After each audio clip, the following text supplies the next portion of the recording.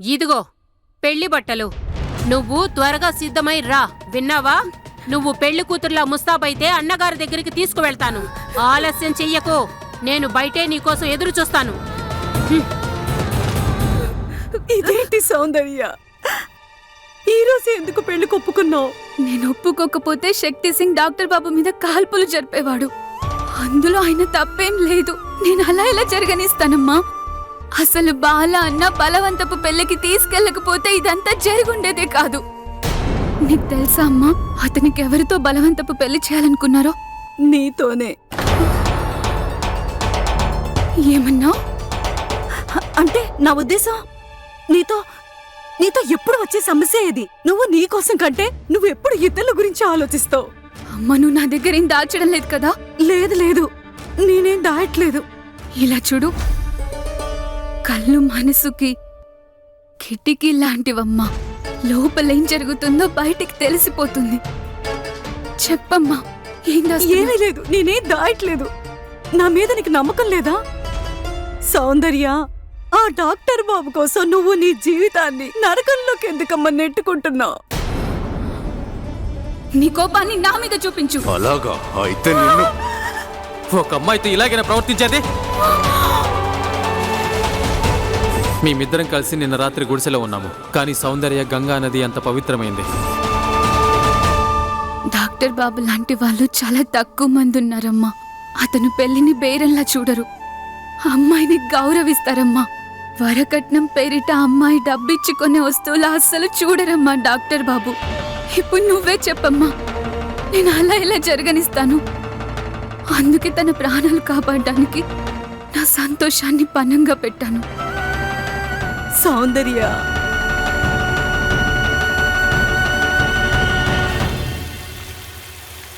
తను ప్రాణాలకు తెగించడానికి కూడా భయపడదు. అలాగే తను కొంచెం పిచ్చిది, కొంచెం మొండిది. అమ్మాయి అయినా కూడా తుపాకీ వాడడం తెలుసు. అంతేకాదు, తుపాకీ చూపించిన నువ్వు ఊరి నుంచి పంపించేసింది. అన్నయ్య, భయపడకు. నన్ను కిడ్నాప్ చేయడానికి కాదు, నాకు బలవంతంగా పెళ్లి జరగకుండా ఉండడానికి. బలవంత పెళ్ళా? ఇదంతా ఇప్పటికీ జరుగుతుందా? జరుగుతుండడమే కాదు, ఇదంతా ఈ ఊరు వాళ్ళకు చాలా మామూలు విషయం. ఇంకేం చెప్పినా అమ్మాయి పుణ్యమని నాకేం జరగలేదు. అసలు ఏమేం చేయించిందో తెలుసా నీకు? బైక్ నడిపించింది, నదిలో దూకించింది, చివరికి ఆకులతో నాకు చికిత్స కూడా చేసింది. అన్నయ్య, మీకు ఇదంతా జరిగినప్పుడు మీరు ఆ పోలీసులకి ఇదంతా ఎందుకు చెప్పలేదు? నువ్వు బానే ఉన్నావా? ఇప్పుడంతా బాగుంది.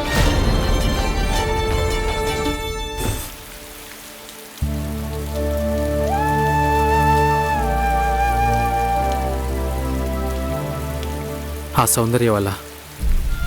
ఆ అమ్మాయి ప్రభావం నీ మీద గట్టిగానే పడినట్టుందన్నయ్య. లేదు, అలాంటిదేం లేదు. ఆ అమ్మాయి ఒక మంచి అమ్మాయి అంతే.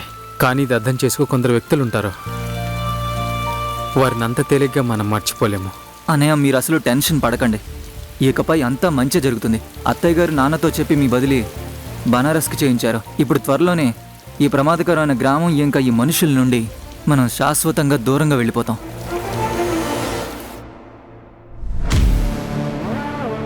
ఒక అమ్మాయితో ఇలాగైనా ప్రవర్తించేది?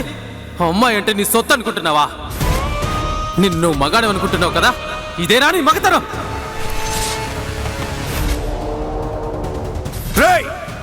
లేదు, డాక్టర్ బాబు ఏ తప్పు చేయలేదు. డాక్టర్ బాబు ఏ తప్పు చేయలేదు. అన్నగారు, మీరు ఇదే కదా అడిగింది?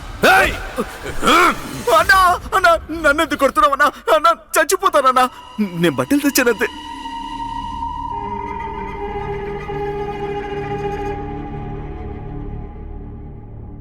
అన్నా అన్నా, నాకు తెలుసన్నా నేను ఏం చెప్పినా సరే నువ్వు నన్ను కొడతావని. కానీ చెప్పాల్సిందే అన్నా, రాత్రంతా ఎవరితోనో గడిపొచ్చిన ఒక అమ్మాయిని మీరు ఎందుకు పెళ్లి చేసుకోవాలనుకుంటున్నారు అన్నా? మీరు ఈ ఊరికే రావణాసు లాంటి వారు.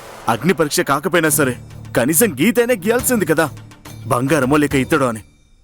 సరిగ్గా చెప్పావు. నేను ఈ ఊరికే రావణుడిని.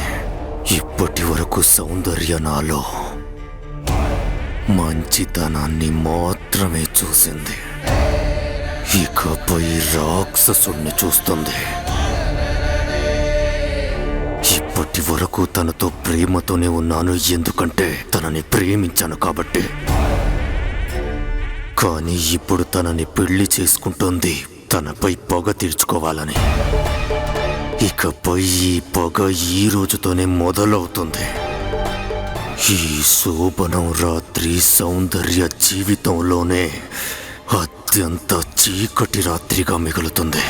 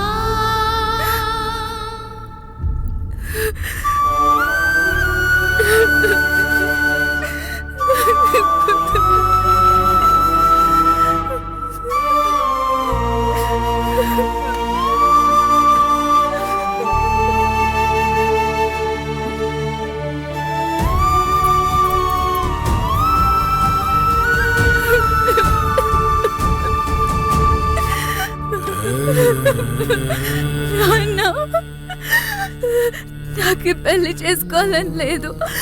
ఏదో ఒక దారి చూపించండి, ఏదో ఒకటి చేయండి.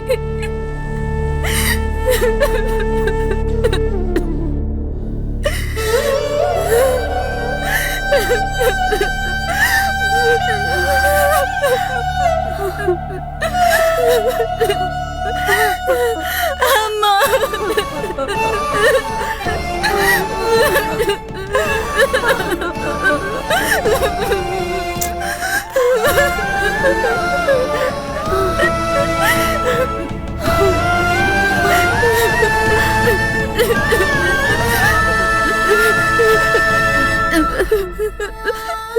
సౌందర్య, నీ పెళ్లికి కానుగ్గా ఇవ్వమని ఈ గాజులు మీ నాన్న నాకు ఇచ్చాడు.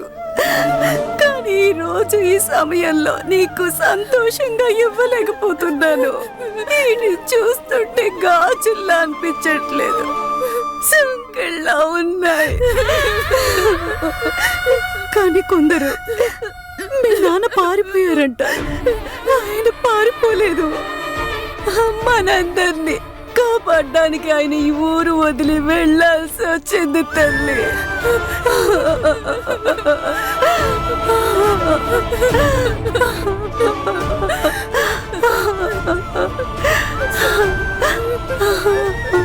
నన్ను క్షమించు సౌందర్య. లేదమ్మా, నువ్వు అలా అనకు.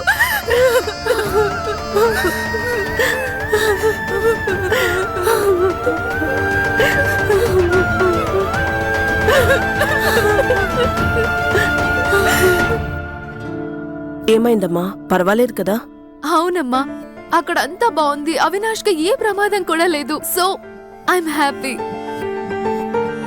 అవినాష్ కి ప్రమాదం తప్పుండొచ్చు, కానీ పెళ్లి మాత్రం ఇంకా ప్రమాదంలోనే ఉంది.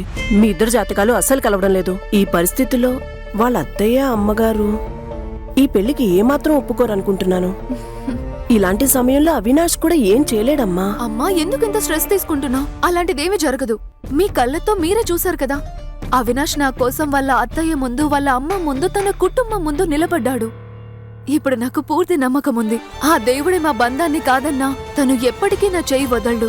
టెన్షన్ పడకండి, ఓకేనా?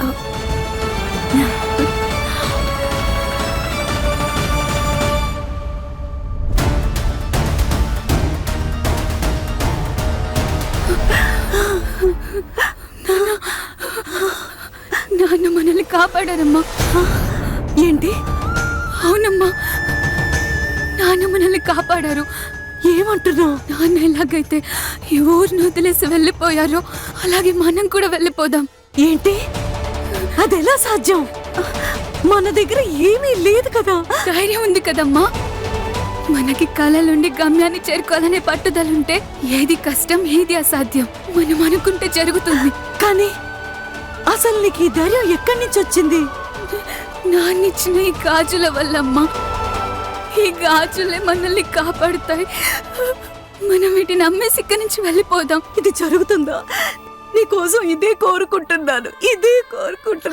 నువ్వు వెళ్ళు, బస్టాండ్ దగ్గర ఎదురు చూస్తూ ఉండు. నేను వాళ్ళ కళ్ళు కప్పి నిన్ను బస్టాండ్ లో కలుస్తానమ్మా. నువ్వు వచ్చేస్తావు కదా, నీకేం కాదు కదా. ఏం కాదమ్మా, నువ్వు వెళ్ళు, నా కోసం ఎదురు చూడు.